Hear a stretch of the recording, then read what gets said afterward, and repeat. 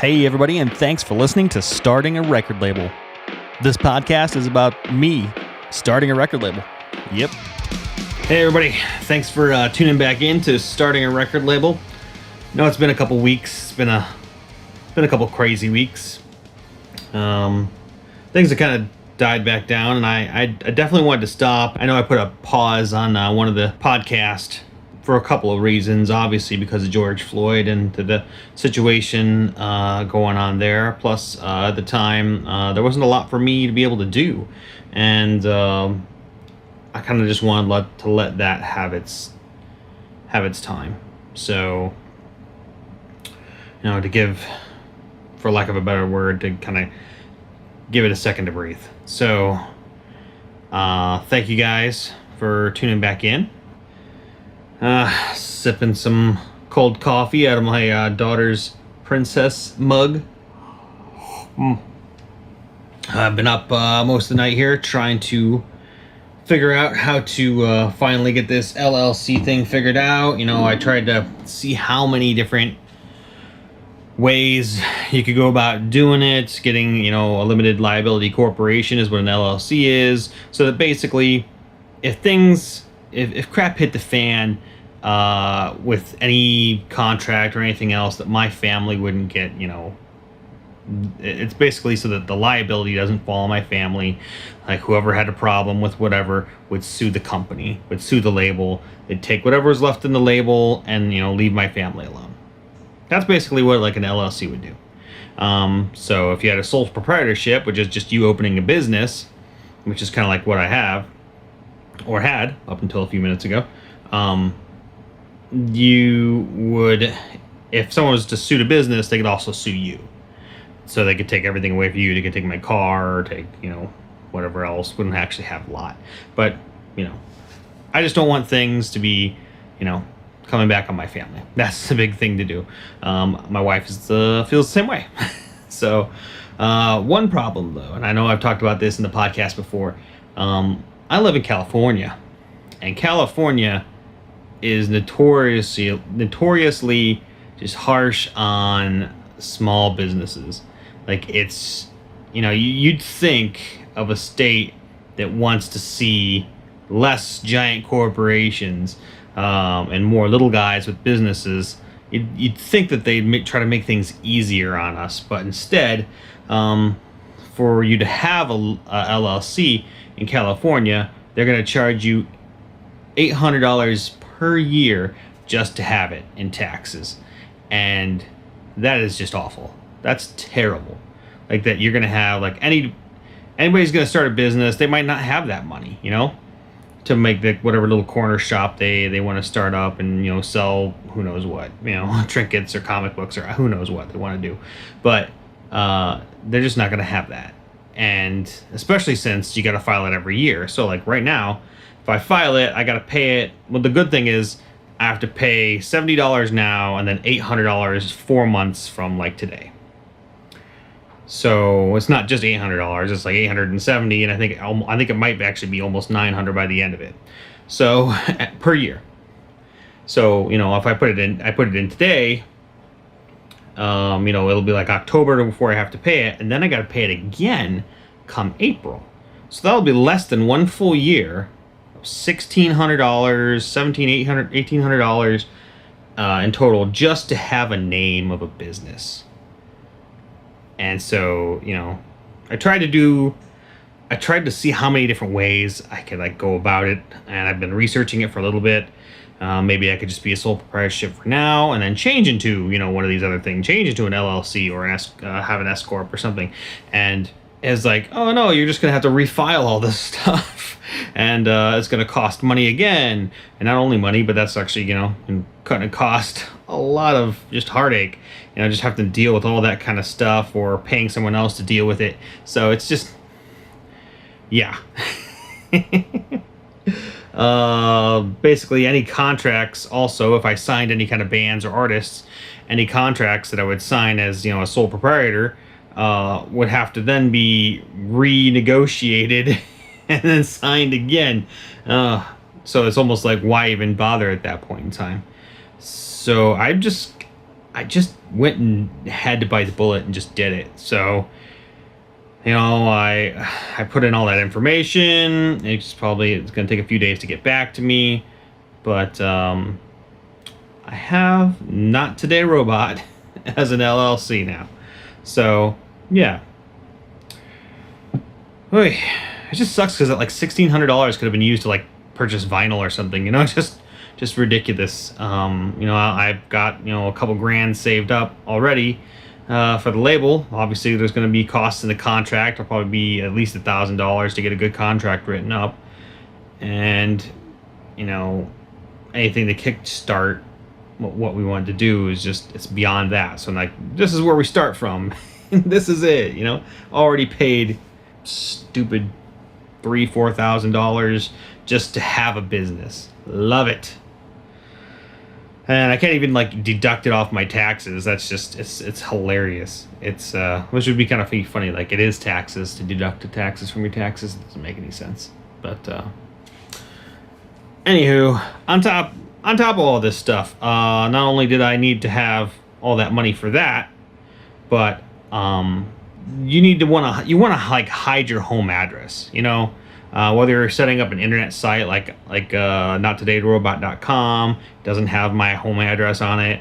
You know, with this LLC or a business, you got to put an address in there, and so you either have to like actually have a physical address somewhere else, like a business, like a building or something, or you can get like a virtual private address where it's like it's ridiculous. They charge you like $20 a month just to have a fake address, and they take your mail and they scan it for you. And yeah, so in order for me to not have some weirdos like maybe knocking on my door at some point in time, I have to pay to like $15-$20 a month for that. That's another thing I didn't need to do. And when I signed up for that, they didn't tell me, you know, after I paid like 6 months in advance of the stupid garbage, that I needed to also pay an extra $25 if I wanted a notary online to notarize it for me. And if not, I'd have to go get my own notary. So what are we up to now? Today. Oh man, I mean like $10 a month, so that's like $120. Oh, I guess yeah, the mailing thing's $10 a month. So it's like $120 a year plus like about $900 a year on the LLC. It's over $1,000 just to have the business, just to have it, and I did it. Finally did it, but it's crazy too, because like if you're wanting to do something like this, like I'm not saying hey this is how you do it, because obviously I could get sued, but when you're signing up for some of this stuff, I actually looked on a few different like LegalZoom and things like that, and a lot of these things are super simple, but the jargon and the information is hard to like dig through and understand. So it's just hard for anybody that would want to open any kind of business. And these companies like LegalZoom, or I can't even remember the name of the one that I went through, but it was a lot cheaper. But anyway, like they're trying to tag on all these tiny things like you really need this. Oh hey, we got a mail, like a virtual mail place like the one that I found, only it's $30 a month, and it's just really easy to hit the check mark and, you know, add this stuff on. They tried to sell me an EIN number, which is like an employer identification number. They're like, hey, we'll get you an EIN number, you won't have to worry about it, we'll just charge you $70 to do it. And I don't know if you know anything about an EIN number, but you literally can go to like the government website and get one in 5 minutes. It's like that, you know. It's ridiculous about how many of these like businesses. I mean, it's the whole process is already overtly like just filled with garbage you just can't understand and scare people away from, you know. I mean, it scared me away for I don't know how long. But then on top of it, if you're trying to, you know, navigate some of this stuff, you're like, man, do I need to pay for this? Do I need to have this? What else do I really need? You know, do I need to pay this $70 for this EIN number? Like, no. Like, no, you don't. So I'm glad I didn't, you know, get into any of that. I made sure I only had to pay basically the minimum or the things that I wanted, for them to take care of. Yeah, it was awesome. Woo! Where'd my coffee go? I knocked it over earlier. It's all over the floor.